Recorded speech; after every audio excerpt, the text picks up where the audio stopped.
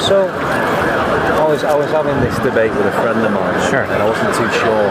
There was, it's something that sort of comes up from time to time that I see online. And, Sure. Can I ask anything you want? the Aisha Yes, sure. story. What's Yeah, that? okay, sure. No worries. I'll answer that. That's a very, very, very common thing. Yeah. Do you know what the argument is? Do you know what the story is? You can say it. No worries. Yes, yeah, that she was very young. Yes. Yes. No, she was not prepubescent. That would be a lie. But she was young. Yes. So in Islam, or let's just say, let's use common sense. Let me first. Are you from here, from this country? Yes. Yeah. Okay. British. Do you know the age of marriage 200 years ago in the UK? Guess. Give a number. 30. Huh? 30. No. Lower. 10. Lower. No. I'll give you a reference. But it's 200, lower. 200 years ago. 200 years ago. We're not talking 1,400 years ago.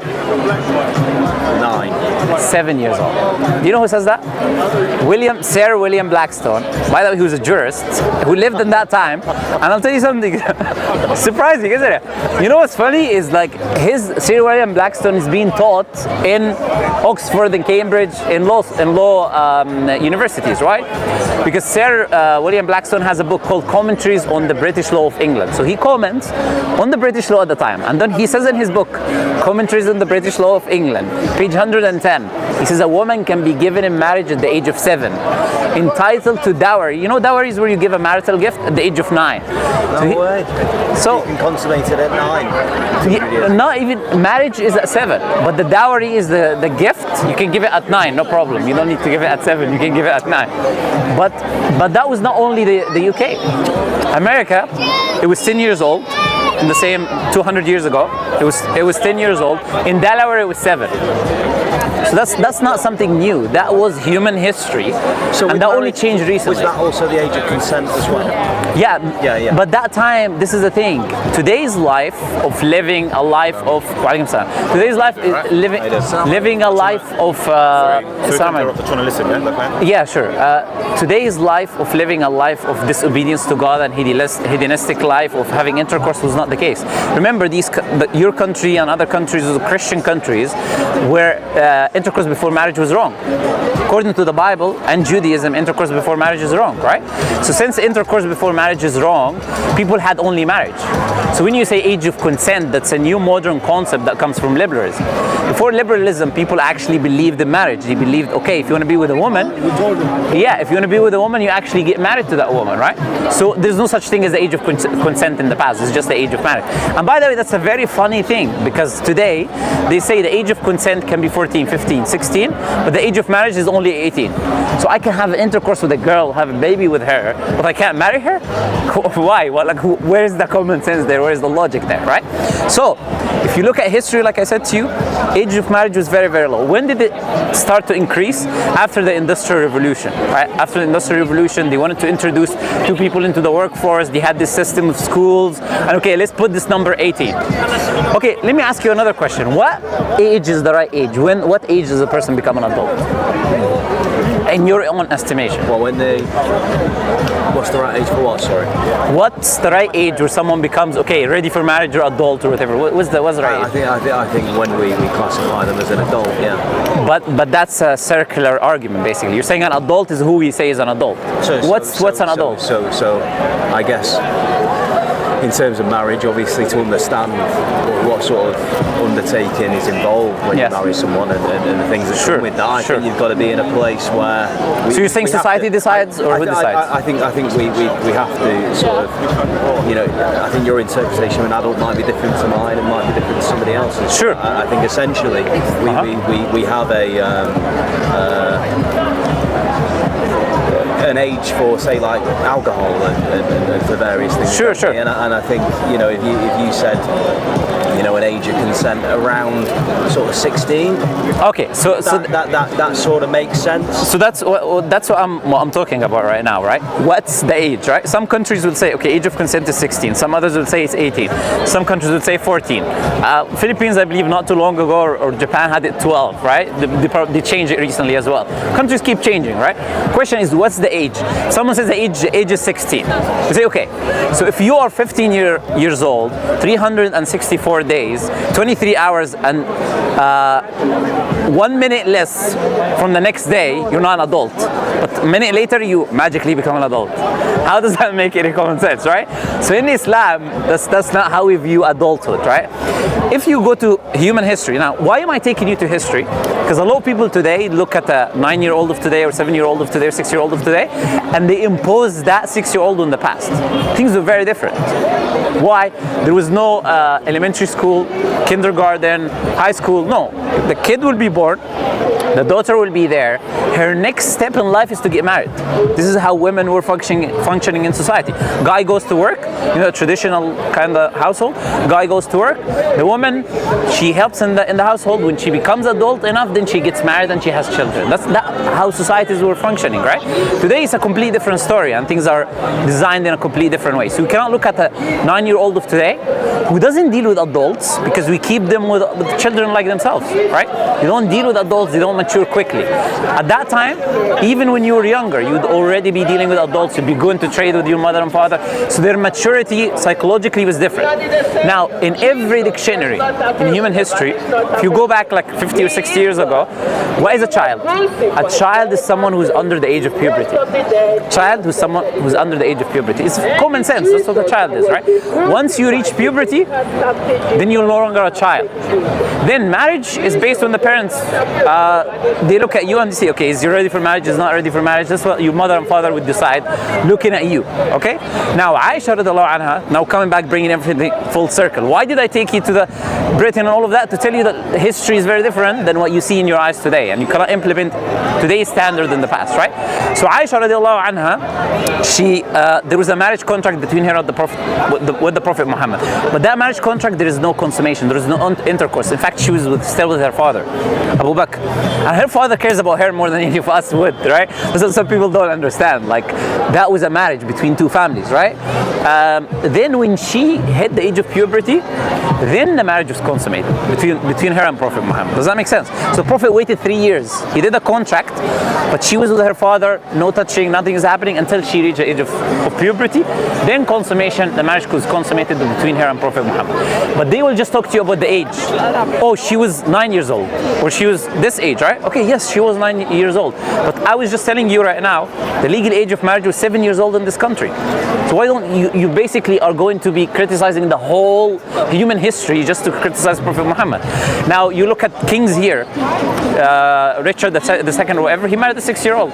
You look at here kings, I can name so many names for you. Yeah, so societies were different. But do you think that just solely that thing in it, sort of like its own sense is without comparing, is necessarily a good thing or something that's okay? Let me answer you. In Islam, for you to marry, make a marriage contract or marry with a girl who is very young is an exception. An exception. It's not the general rule. The general rule, you would go and find a girl that is in a good age, is mature, and all of that, right? The exception to the rule is, scholars, they say, for example, let's say, I'll give you a few examples. A father has a daughter, right? He's very poor, cannot take care of his daughter financially. She's still young. So he would go and find someone, a righteous guy, and then he would make a marriage contract between him and the daughter. Not necessarily any intercourse is taking place, so he can take care of her financially, because the father cannot take care of that financial burden. Another example scholars will give, you find a very righteous person, a very good person, they say this is the best person you're probably going to find for your daughter. You want to secure that man, so you make sure to do a marriage contract between him and the daughter until the daughter is ready for marriage, and then he can marry her, just in case he doesn't go and marry someone else. Does that make sense? So with the case of Abu Bakr, who was the close companion of Prophet Muhammad, he wanted to even get closer as companions, because he was his right hand. He's the first caliphate of Islam after the Prophet Muhammad.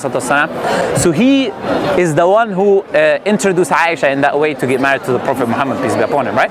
Prophet Muhammad, in the beginning, he married his first wife. It's called Khadija. She was 15 years older than him. He was 25 and she was 40. He stayed with her until she passed away. And after she passed away, then Prophet Muhammad came to him, one of the women, companions, and then she said, let's try and find him a wife. Then he married Sauda, who is a widow, old woman, in her 50s. Prophet is not looking for, like young virgin girls or none of that, right? But the case of Abu Bakr is to bring him closer to his companion Abu Bakr, right? And because Prophet Muhammad was the best man in mankind, he's the Prophet of God. Imagine you can guarantee that a Prophet of God is going to marry your daughter. Wouldn't you take every chance to secure that marriage? I would. So they made the marriage contract, which I told you, right? Then the Prophet waited until consummation, and then consummation took place. But that's an exception. Muslims now, if you look at any stats and everywhere in the world, what age do Muslims marry? They marry within their age, usually, like it is in the rest of the world, right? So the exceptional situation. But the question is, if I want to criticize it, we'll come back to the question I asked you. Who determines the age of marriage? In Islam, we don't have an age. We have a criteria. Criteria is physical ability and maturity, and mental ability and maturity. And in the case, if the girl is younger in age, then the father, only the father, not the uncle, not the brother, no one else, only the father can give the agreement in this marriage contract, and it has to be for the benefit of the girl. If it's not for the benefit of the girl, then that father will be punished. So these are very exceptional cases and situations, if that makes sense. So say if a girl reaches puberty at say 11. Sure. By the way, do you know, according to the NHS, when do girls reach puberty? Or when do they menstruate? When do they puberty? From what age to what age? From 8 to 14. Okay, so say, today, right? Not 1,400 years ago. Today. So say if you have a child that child, you see? Yeah, child. So then I'll say, okay, if that person reached puberty, then why are you calling them a child? Because a 9-year-old is a child. But again, which definition is that? Who defines a child by age? Is it by age? How do you define a child? Okay, I'll ask you, what is a child? You tell me. So say if you have a 9-year-old, okay, so a child that's But you're saying a child again. That's reached yes. sort of puberty and is menstruating. Then it's not a child anymore. But isn't necessarily. I mean, 9. I mean, they're not going to be mentally mature. Remember what I told you about comparing today? People going to kindergarten, going to school. Comparing. Yeah. If we look at that based on just those facts. Sure. So you're saying today? Is that okay? Yeah. No, if the child, if it's not going to be a child anymore, it's going to be an adult physically. So we say a 9-year-old adult then. Yeah. So we're done now. We're done now with the child part. Okay. So they're physically not a child anymore. So we say. But you're talking about the mental maturity. But now you're talking about the mental maturity. Your question is about the mental maturity. So yes, 2 parts. So say if 9-year-old that's menstruating. Girl, yeah, a 9-year-old girl that already been through menstruation. Yes. Yeah. So. But obviously isn't mentally ready at 9, you know. Sure. Is that okay? Now the question, okay, that's a fantastic question. We'll come back to what I was telling you. Who is going to marry the girl with the man? In Islam, the girl requires the father's permission. The girl doesn't just go to any random man and says, okay, I love this boy, for example, I want to get married to him, or I love this man, I want to get married to him. It doesn't work like that in Islam. In Islam, there is a wali, a guardian for the girl, and only with his approval marriage happens.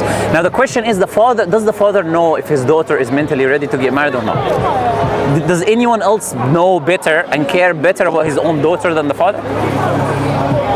Obviously not. So we say in this case the father is going to look at the girl, and if the girl is definitely in this day and age 100% probably, like I would say 99%, it's really impossibility that she would be mentally ready, then he would wait.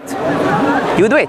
If there is any harm on her, meaning if he will marry her at the age of 9 and she's not ready yet psychologically, and that will cause her harm, then this is unacceptable Islamically. So it's about a harm idea, right? She has to be physically and mentally ready. So as long as the dad says it's okay, then it's okay. No, not as long as the dad says it. I told you, the dad has to approve, and it has to be for the benefit of the girl. If it's not done for the benefit of the girl, the dad will be punished in an Islamic state. You cannot just go around and do whatever you want to your daughter. It's like she's not like sheep or something, right? So you have to do it for the benefit of the girl. So that marriage is a very exceptional case, like I told you. So the dad now has to present a case. Why does he want to get his daughter married so early? What's the reason? In the case of Aisha, I give you an example. Like that was the Prophet of God, right? And you want to make sure that your daughter marries the Prophet of God. You don't want to lose that. Now that's an exceptional case. Now in an everyday day-to-day day-to-day situation. You go to the father and say, why are you trying to marry your girl so young? What's the reason behind it? What's the benefit in doing that? Is that good for the girl? No, if she's still 9, she cannot even comprehend the world, and you're going to give her to some stranger man. No, then you're not doing it for his benefit. For her benefit, then it's not allowed. Also, the girl's acceptance is a part of it as well. So it's not only that she has a guardian, but the girl has to approve. Prophet Muhammad said no virgin is given in marriage without her approval. She cannot just like be forced to, okay, the father thinks marry this man, so she marries that man. No, it also has to be the girl agrees, likes the person and everything, and then if he's going to do it young, there has to be a clear benefit that the father presents, and then the marriage can take place. That's what I'm telling you today. This doesn't happen. This doesn't happen. In Muslim society, Muslim community, it doesn't happen. Also, the culture back then was very different. I told you that. Aisha, the wife of Prophet Muhammad, before Prophet Muhammad, she was already engaged to one of the people in the community, right? So this was not like the Prophet doing something out of like, you know, unordinary. That's why I give you the example of 7 years old 200 years ago. That was just common sense at the time. Because girls, like I told you, don't go to kindergarten. You just reach puberty, they're ready to have kids, they're ready to get married. That's how societies looked at women and females at that time. Does that make sense? So it's a completely different society. So yeah, Islam, look, we hear, this is the most common criticism that people throw out against Muslims and Islam, right? But we say that's not even a part of the articles of faith of Islam. If someone were to say, okay, I believe, I'm a Muslim, I'm going to be a Muslim, but I believe Aisha married at the age of 40, not 9, for example, right? Does that take them out of Islam? No. It's not one of our articles of faith. Like, people criticize things which are not the core of the faith because they're trying to clutch to straws. But let me tell you something. Let me add you now a little bit more. Okay. We've already said now secularly, if you want to look at history, people already got married at the age of 7 in the UK. People will have to insult every single person in human history, including the UK, if they want to insult the Prophet Muhammad. It's as simple as that, really. You're going to have to throw all human history in the bed. Say, look, I'm going to pretend that people did not get married at the age of 7, like I told you, or the age of 10, or the age of... I don't think you have to throw it all away, or sort of like... I think if But that was everyone. Yeah, but then you can still have that opinion from the perspective now that that's not okay, just because everyone did it. Okay, thank you. Perfect. We've reached the point that I wanted to reach. You said you can have the opinion today that's not okay. That time, these were Christian societies, right? Ruled by Judeo-Christian laws. What are you using to determine what is right and wrong? You today. Based on my opinion, isn't it? It's based on what my values are. Okay, so if it's a personal subjective opinion, then why should they take your opinion over my opinion, or his opinion, or her opinion? Because I don't think we should be shagging kids. No, but now, again, like, nobody's doing that. No, but you see, you're doing an emotional game there, right? Word usage is very important, right? If you misuse words, then people misunderstand what's happening. No, what I'm saying we are against that more than you. No, I'm not saying it, but what I'm saying is, obviously, people getting married at 7, Muslim, Christian, 200 years ago or not, that for me doesn't sit right with me. Okay, but where are you determining that is to be right or wrong? Where did you get to your morality from is my question. Because, so I have a stepdaughter that's 10 years old. Sure, if I took you in a time machine, let me try to help you. If you were around in Roman time, Greek time, you'd probably be very different. It was the same ages of marriage, by the way. Plus the things that are okay. Absolutely. So I'm going to ask you this question. If I put you in a time machine now and I take you 200 years ago, and you had like a niece, or you had a family member or whatever, do you think you'll have the same view that you have right now? Or you'll be like, okay, look, it's a part of society, everyone is doing it, you don't even think about it. It'd be such a figure of speech because that's not how it is. You know but you're not. But there's a hypothetical that you can understand, it's really right? Hypothetical. Yeah, it is. But you can understand it. You get my argument then. My argument is you're saying morality is relative, which means it's based on when you're born. So if 200 years ago, if 10 years in the future, the law changes that the age of consent is 14, then it becomes okay now because society thinks it's okay. But if that happened in 10 years from now, it doesn't just... Well, let's say 100 years, let's say 20 years, it doesn't really matter. I'm alive. Yes. So say in 10, 20 years that it becomes the norm that people... Sure. And then they give you research. They tell you, for example, that girls are stronger The girls are stronger, and it's a fact, by the way. If they give birth in the earlier years after puberty, right? They're stronger, their bodies are stronger, they can be stronger in health and giving birth. You can ask the specialists, right? They start giving you research and they start giving you reasoning, and they say, okay, and we have this system to protect any problems that may happen. And you'll start saying, oh, okay, it's all right, no worries. I don't think I would. That's why it's hypothetical, right? Yeah. It's hypothetical. And hypothetically, hypothetical is there. Hypothetical is there to explore the reasoning. Hypothetical is where you're going with it, right? Yeah. So I'm not giving you a hypothetical to say this will happen or will not. I'm giving you a hypothetical to tell you to explore the reasoning where you're coming from. So, in our tradition, we would say morality comes from God. God is the one who would determine what is the right age, good age, bad age, or not. And God would not give us something against our nature. That's what I told you in Islam. Allah doesn't say go marry younger kids or go marry. No. There's no such thing. But there are exceptions. Like I said, I'll give you. Let me ask you a question. I want your opinion. Let's say you said the age of consent or age of marriage is 16, 18, 19, whatever it is, right? The girl hits puberty at the age of 9. Okay. Do you know what hitting puberty entails? It entails being sexually active.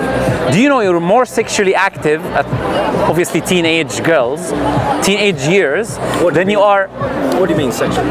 It means you have sexual desires. You think about sexuality, you think about sexual desires, you have sexual thoughts, you have the feeling of wanting to do something sexual. That's what sexual urge is. That's what I'm talking about, right? So, and that is more in teenagers than it would be than when you get older. So now, can you tell me what's your solution? You know, we see what happens in the UK. You talk about shagging. You have girls and boys shagging at 13, 14 and being pregnant. Absolutely. Okay, sure. So what's your solution for those teenagers? You tell me your solution. I don't think I need to come up with a solution. So right it's now, okay that they... No, so no, because I so what should they do? What should they do? It's like asking me how I would do this, how I would do this. No, you said you have a family member. A family member. Oh, yeah, absolutely. Let's say she's a teenage girl and she has some desires. Then how she comes to you, for example. I feel this way, I want to do that. What are you going to tell her to do? I would maybe sort of ask her to wait. You know, if she came with that, I would maybe... You realize that's not a solution, right? And you realize that's why you have those kids shagging, because their parents tell them to wait, but they don't want to wait. No, but that's the thing. It's like I'm obviously going to speak from what I believe, and I would say I would say wait. I'd say that. Yeah. So she's 10 or 12, and you say, okay, just wait 7-8 years. I wouldn't. I think the conversation would probably go a bit differently. No, but okay. So how would it go? But the gist of the conversation is that you're going to tell her to wait 7-8 years. No, I think it'd be a case of like, look, you see, I would use the word child. I would use the word, you're still growing up. You know what I mean? I would use... Okay, she will tell you, I feel this way, and she has these emotions, right? And even if you tell her that when she goes to school, I think Mark in the school and Matthew, I think we both know. I think we both know that regardless, they're going to do what they're going to do. No, but now this is the point I wanted to reach. Let me shake your hand on that.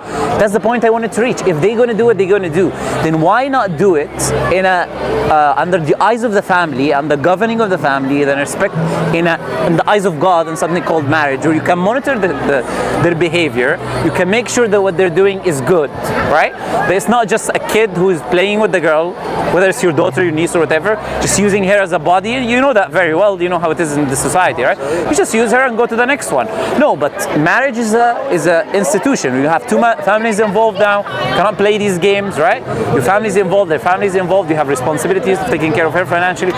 If they're going to do it either way, then why not do it in the good way? Because I just think something like that would be too huge of a take into...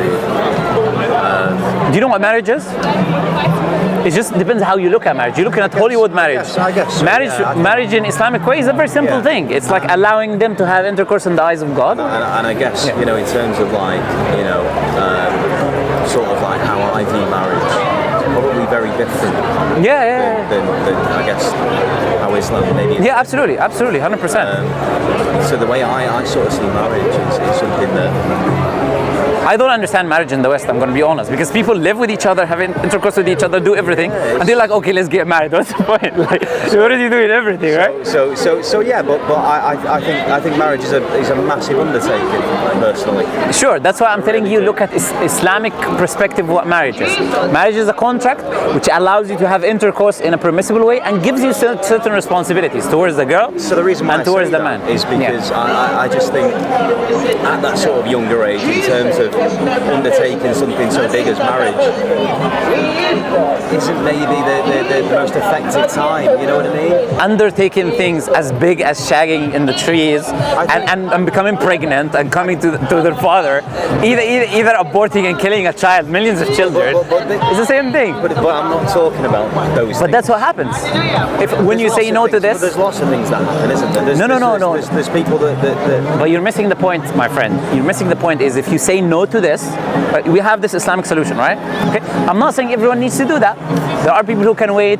There are people who can take the time until they get married. No worries. But I'm telling you, here is the wisdom of a creator, right? You have this issue which can happen. You can have these kids which can have these desires which can want to do that. You don't have a solution for me. And you see what is the problem when you don't give them a solution. Wait is not going to happen because all parents will tell them to wait. But none of them wait. They go and do it like you said, they're going to do what they're going to do anyways. So if they're going to do what they're going to do anyways, then Islam says, okay, if they will do something like this, here is a better structure in which we can govern things, can monitor them, govern them, and can make sure that these things are done in the appropriate way. That's what Islam says. Islam is not like I told you, Islam is not encouraging any specific age. Islam says, look, there's a criteria: physical maturity, mental maturity, and then the parent can look, okay, is my child ready to get married, or is my kid get ready to get married or not? And then they can get them married, right? Whichever age, 20, 19, 18, 25, the parents can see and can determine, right? And can accept the man who's coming after investigating them. This is how marriage works. But you asked about a very specific marriage, right? A very specific situation. So that's why I was giving you this whole understanding. But you don't see Muslims going around today getting married at this age, whether it's at 9 or 12. You don't see that happening, right? Because Islam doesn't prescribe that to us. Marriage is one of the things that we call from the customs. So that the customs at the time, this was the common thing. This is how things happen because there is no kindergarten, there is no elementary school. Society is functioning that way. The girl gets puberty, she's ready to start a family. People died very young as well. You had a very low life expectancy, right? You didn't have the medicine we have. So people had to multiply. They fought in wars. We cannot use today's lens and apply it to the past. And Muslims don't do that. But we have a problem when someone comes and says, your prophet is this and your prophet is that, because he did this 1,100 years ago. Like, we just say you're stupid to that person, right?